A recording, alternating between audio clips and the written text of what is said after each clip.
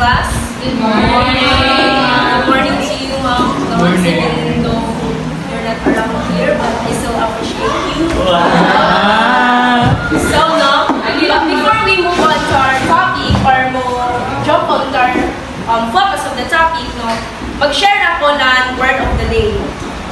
Our word of the day is the word clover. Are you familiar with the word clover, guys? Clover. Anyone with an idea about clover? It is a crackers. Miss Corminal, please stand. And share your thoughts. Ganang clover for me is narration skin of tears. Bala siya, lucky siya nga plant. So, ilang dito, nakato nga plant is nag-bring to siya o kanang swerte bitaw sa kung kinsa nga ingatong nga plant. Yes, you're right. Thank you for sharing your ideas, Miss Corminal. So, as a definition of clover, it is a common name of plant in genus Trifolium. You know what is genus? Yeah. No. So genus, it is a specific related species that occupies or it has a same characteristics or integration about the interbreeding of the with fertile organisms. So, kung sa tanong pa, kung sa seeds pa, if we say fertile offspring, di ba kaya production ni manan nga viable? Yeah. Meaning to say, able to reproduce seeds. When we say fertile, it means that makakamitaw siya, makaproduce, o ganabitaw live-feeding organisms or species. So, did you know that the clover belongs in the legume family or the Fabaceae? Yeah. Fabaceae, it is a white and it has different classifications. Fabaceae is a type of a flowering plants. Yes. And when you say trifolium, it is the most recognizable feature of word clover. Although some species has a 4 or 3 different leaflets. So, why do we need to classify field crops? Anyone? Mr. Shano, please stand.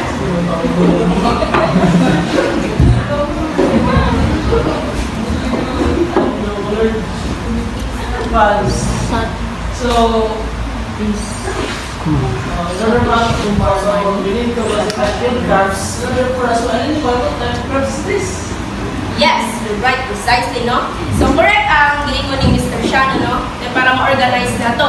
Because, ang field crops manggod, it is the important nga sa atong economic growth. Diba? Are you with me? Yes. Correct. So, nakibasa, no? Food is consumed to provide nutritional support to an organism. So, kinsa man ang mga organism, di ba kita? Even animals, right? Yeah. Consume sad.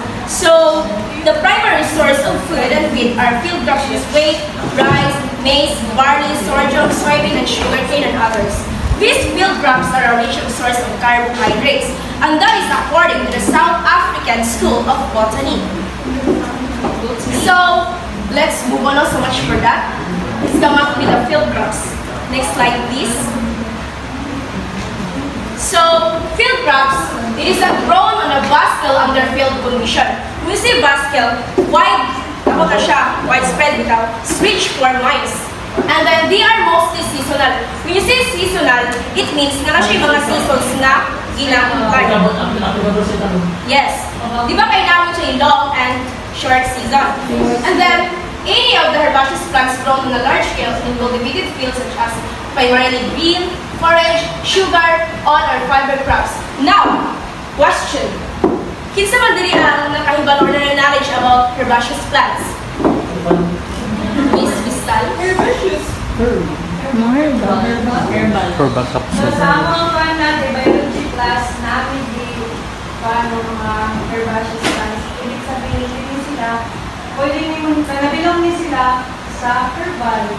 At the same time, napag ginatawag na herbarium, which is, kanang herbarium is a sort of procedure which is, gaya mo siya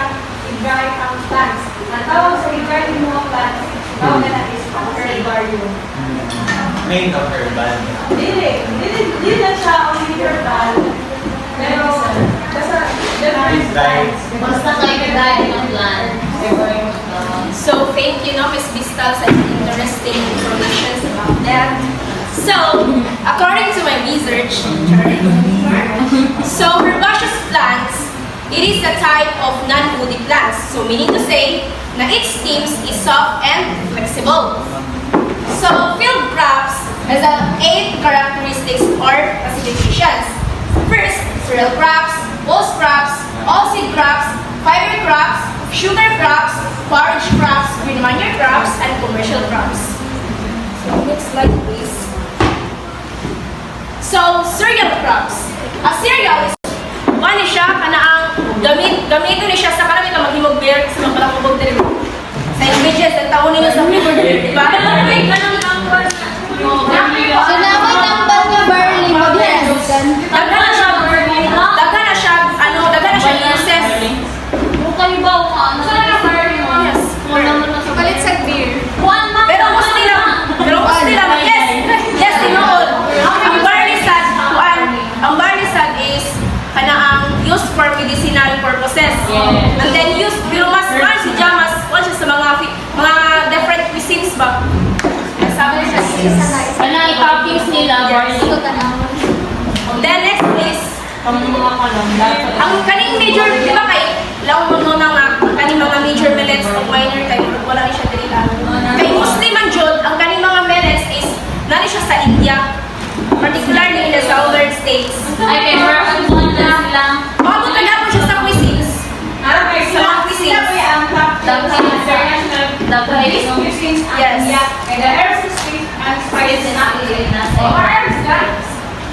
Spices. Mga spices ko pang Spices. That's right. And then next slide, please.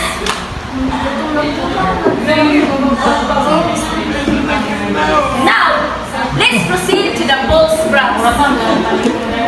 Pulses are green legumes used as food. On splitting, they produce dough which is rich in protein. So, when it comes to pulse crops, no, about man kuno siya sa pods and seeds. Ang pinaka-importante nga is ang seed niya, right? About pods and seeds. Kaya when we split, no, the pulse becomes dal. Ang dal, mo ni siya ang pinaka-common nga ingredients sa mga cuisines gihapon, which is particularly in the South Asia. So, pulse crops has 3 types: the grams, the beans, and the pisca. Kung ano mo sa mga ninyo, ka-familiar na mo sa mga ninyo. And then did you know that the pulse crops is regarded as the building blocks of living organisms for high protein content? Then if you would ask me why, it is because maka-create siya of symbiotic relationships within the microorganisms in the soil. And then, it can enrich the full potential of the soil o makahatag siya og nitrogen-fixing bacteria sa soil kaya para mahimo siya valuable and for sustainable agriculture. Next, please. The grams, the red gram, bengal gram, black gram, green gram, first gram. So kanang mga grams no, familiar naman ito may ngani. Diba? Kanang pang-kanong bitaw? Soybean. O mga soybeans. Naman dili beans, kaya proceed to beans. So, nakakaon na sila? Pagsagol sa mga cuisines, barihan naman na sila. Yeah. Kaya ang importante mga dyan nga ginatapong sa pulse crops is about man ang seeds. Ang pinaka-importante. Unlike sa cereals, ang iyang pinaka-importante is ang starch niya ka beans. The bell bean, the French bean, double bean, wing beans, Una may wing bean. Basta ka about beans nga, ang iyang kuhan, useful ang iyang seeds. Nag-focus sa seeds lang. Takaw mo lang ako appeal ng kuwan wing bean. Then the peas, kami naman may nga nasad. Baka basta may pang sa gulay, mga seeds. Di ba may napon na si Joe, di ba sa mga cans, di ba? Pangkuhan, pangsagol na si Joe. Dahil sa mga fritada. Oo.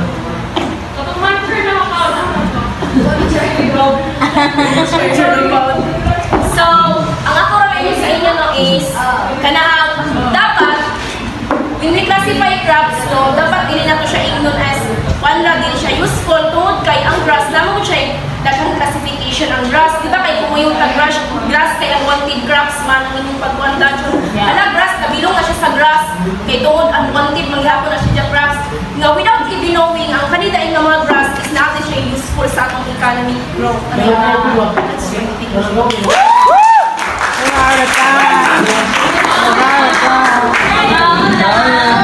Generally defined as a cultivated grass growth. So meaning to say, cereal crops belong to the grass family. Gramineae. The grass family, Gramineae. And it is cultivated, no? It is cultivated for humans, for it has a different purposes, especially when in terms of the economic growth. So, cereal crops, no? It has two types, the major cereal crops and the millets. So, ang major cereal crops is siyang rice, wheat, maize, and the barley. So, when you say cereals, it is about talking about starchy grains.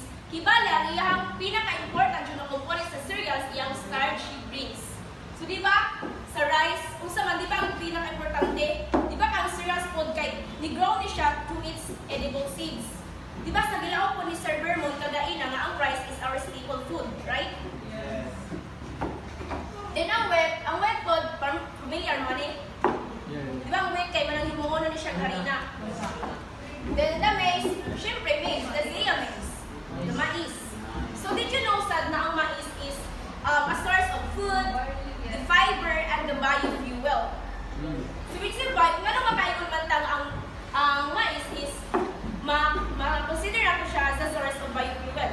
Tungod kay, we need time to harvesting, the grinding and processing, the fermentation, the distillation of, and of course, the blending. So first, let's tackle sa harvest na. Sa agricultural term, sa mais, na siya ginatawag nato nga kernels. Term kernels, kami itong yellow, di na siya nato iingon nga, ay kaya siya mais. Kung di na siya sakto, appropriate, specific na pangalan. And then, in terms of harvesting, no, so, the corn, or the kernels, no, is separated from its cobs. So, cobs,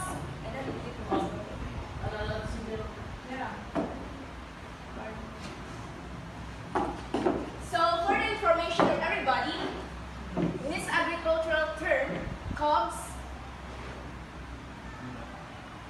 so cobs, what is cobs? Cobs is a central stalk of the, it is a central stalk of the corn plant where kernels is grown or attached. And yes, yes. Nana, muagi man na siya ang process, ano siya sa, mutako na tayo nga na. Yes. And then, di ba kaya nakuha naman nato ang kuan, ang kanaang kernels ni Jack, nakuha naman nato. Dinanhi na sabta sa grinding and the processing. So, ultimately no, sa atong pag-processing ani, dapat ibali mo rag na siya mixture. Sabulan na nato siya og kanang powder bitaw to create a slurry. Kasabot mo sa slurry? Ang slurry is kuan na siya kanang thick bitaw. Di ba pag magkuan tag brown paste? Oh, ganun nga na.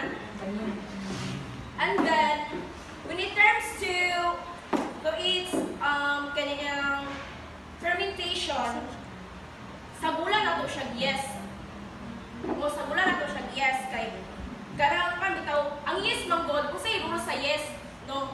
The yes breaks down the starch into sugars. So kibali ang katabit ang gituha na to nga kernels sa bulan na to siya yes mo break down siya into sugars kibali dugmok na sila kana which are then converted into ethanol. Ethanol is a kind of renewable source, meaning to say that it can be used repeatedly.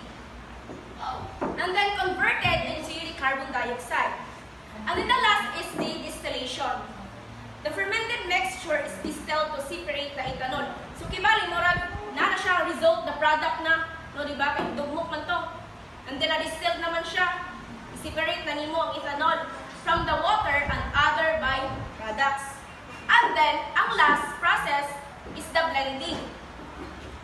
So the ethanol is blended with gasoline.